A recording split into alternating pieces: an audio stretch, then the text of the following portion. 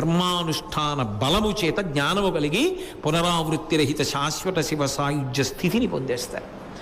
అలా అవచ్చు. లేదా గత జన్మలలో చేసిన పాపపుణ్యముల వలన ఈ జన్మలో కష్టపడినా ఈ జన్మలో చేసిన ధర్మం మాత్రం పోదు, వచ్చే జన్మలో కాపాడుతుంది. ఎందుకో తెలుసా? ఏముందయా జీవితం, కొంతకాలం ఉంటాడు, వదిలిపెట్టాలిగా. సుఖపడినట్టుగా కనపడుతున్నవాడు ఉన్నాడే, వాడు ఇప్పుడు వదిలిపెట్టిన తర్వాత బాధ వాడికి అప్పుడు మొదలవుతుంది. వీడికి బాధ పూర్తయి సుఖం మొదలవుతుంది. కాబట్టి ఎప్పుడూ కూడా ఇంద్రియముల యొక్క విశృంఖలత్వాన్ని అరికడతారు. అలాగే పాపకర్మలేవి తెలుసుకుని ఆ పాపకర్మలు చెయ్యకుండా ఉంటారు. తాము ఏదైనా మంచి పనులు చేస్తే దాన్ని చాలా రహస్యంగా ఉంచుతారు. అడగక ముందే దానిని చెప్పరు. అడిగిన తరువాత చెప్పవలసి వస్తే తప్పకపోతేనే చెప్తారు, అంతే. అంతేకాని అసలు తాము చేస్తున్న మంచి పనిని తాము చెప్పరు.